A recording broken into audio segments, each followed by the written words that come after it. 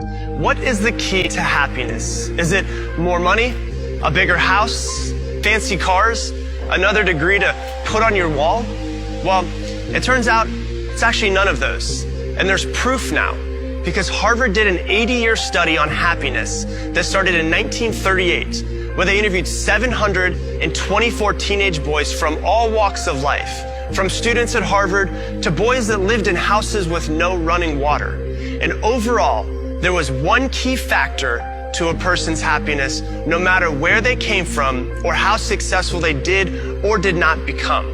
And over the course of 80 years, Harvard found out that the number one thing that mattered the most to an overall happiness that a person had was this: the quality of their relationships. Now, this is not how many friends they had on Facebook or how many people they had stored inside of their cell phones.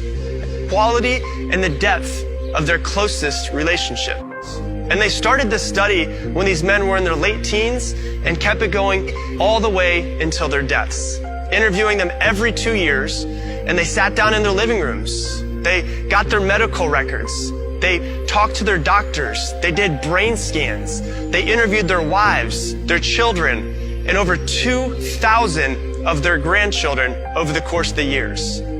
And over again, they found that happiness or lack of happiness came from their relationships. But there was one interesting finding that the professors did not expect.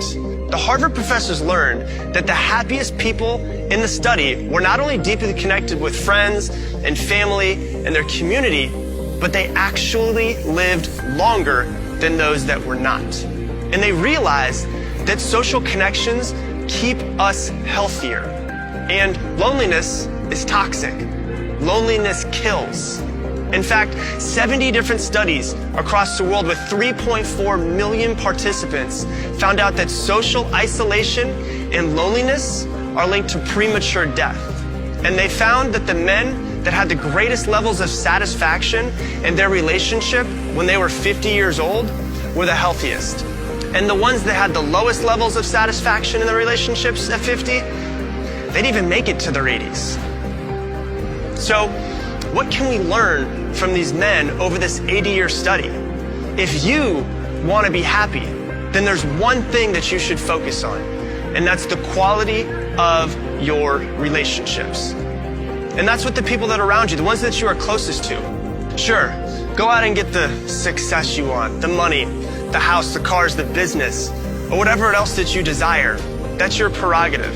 But don't think that those things will make you happy. Don't think that they'll fill a hole that you feel inside of you. The only thing that can make you truly fulfilled are deep, meaningful, close relationships. So love the ones that are around you and put your relationships first and work on developing them. And the success, the money, the fulfillment, the health, and the happiness will naturally make their way into your life.